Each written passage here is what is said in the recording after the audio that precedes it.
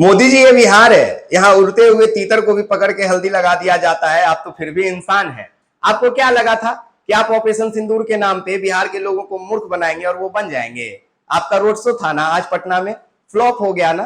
Road के किनारे सड़कों पे खड़े होकर लोग आपका अभिवादन करने के लिए, हाथ हिलाकर आपका स्वागत करने के लिए खड़े नहीं हुए। तो जानते हैं ऐसा क्यों हुआ मोदी जी? क्योंकि अब आपका पोल खुल चुका है। लोग जान चुके हैं कि हमने अपने देश में प्रधानमंत्री के नाम पे एक शख्स को बिठा तो रखा है, लेकिन दरअसल वो अपने कार्यों को कम करता है और जुमलेबाजी ज्यादा करता है। उसको काम करने से ज्यादा बकैती करना पसंद है। बकैती का अर्थ होता है बेवजह की बेतुकी बातों को करना, जो आप मंच से हमेशा करते हैं। वैसी ही बातें जैसे आपने 2015 में इस बिहार में किया था। 50,000 करूं कि ज्यादा करो,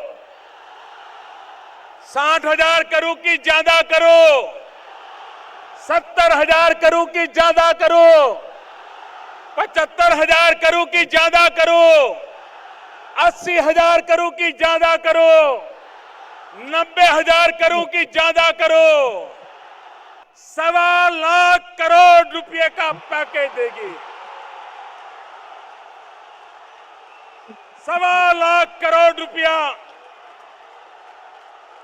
बिहार का भाग्य बदलने के लिए। 1.25 करोड़ रुपया मेरे भाइयों बहनों। याद है ये बातें मोदी जी?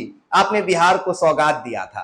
क्या हुआ उस सौगात को? और कौन सा मुंह उठाकर आप बिहार में आए थे? उसी बने हुए एयरपोर्ट को थोड़ा सा रिकंस्ट्रक्ट कर देना आपके हिसाब से विकास है कि आप दिल्ली से आ गए उड़ते उड़ते पटना के एयरपोर्ट को शिलान्यास करने के लिए?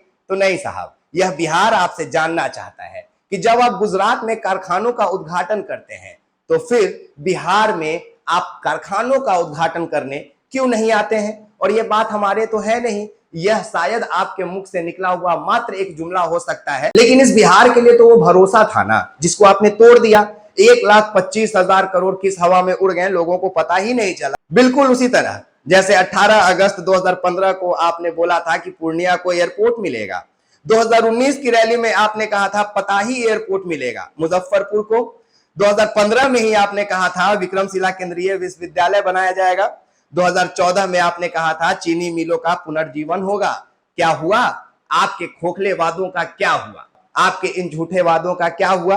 क्या हुआ उन उम्मीदों का जो इस पूरे बिहार ने आपके भरोसे देखा था? और देखिए ना, आज जब आप बिहार आ रहे थे तो ट्विटर पे आप ट्रेंड कर रहे थे, पर अफसोस आप ट्रेंड नहीं कर रहे थे, आपके कारनामे ट्रेंड कर रहे थे।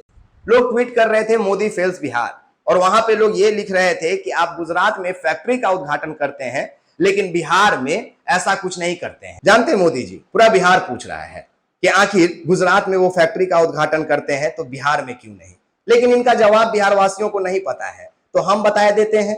पता है बिहार वासियों, मोदी जी ऐसा इसलिए नहीं करते हैं क्योंकि अगर गुजरात में फैक्ट्री खोले और बिहार में भी खोल देंगे तो गुजरात के फैक्ट्री में मजदूरी कौन करेगा? अरे बिहार में मजदूर रहेगा तभी ना गुजरात का, महाराष्ट्र का, मद्रास का, केरल का, पंजाब का, लुधियाना का कारखाना चलेगा। अगर बिहार में कारखाना खुल जाएगा, बिहार में चीनी मिल खुल जाएगा, प्लास्टिक डिस्पोज करने का कारखाना खुल जाएगा, तो फिर बिहारी मजदूर बनकर गुजरात के और लुधियाना, पंजाब के कारखानों में कमाने कैसे जाएंगे? इसीलिए मोदी जी आज लगाकर 45 बार बिहार आए और गिनते हैं बिहार आकर कि कितने मजदूर अभी भी तैयार हैं बिहार से पलायन करके गुजरात जैसे फैक्ट्रियों में मजदूरी करने के लिए।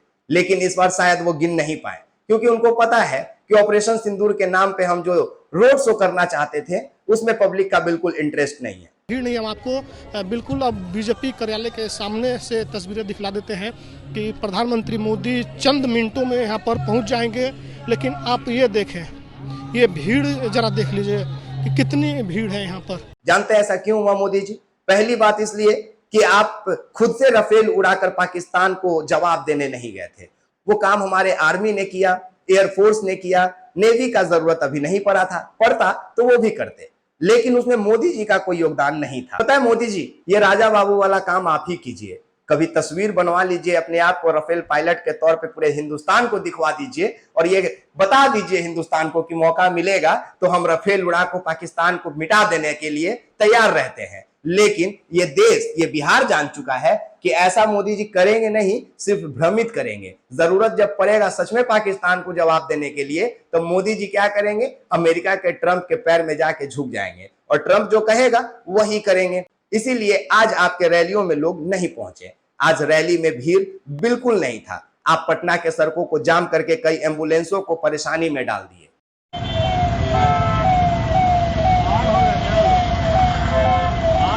जानते मोदी जी, बिहार आए तो आपके ट्रैफिक में एक एम्बुलेंस सायरन बजाता हुआ फंसा रहा, लेकिन उसको कोई निकालने नहीं गया। शायद आप वहां से गुजरते ना तो अपने काफिला को रोक के उस एम्बुलेंस को जरूर गुजार देते, पर ऐसा नहीं हुआ।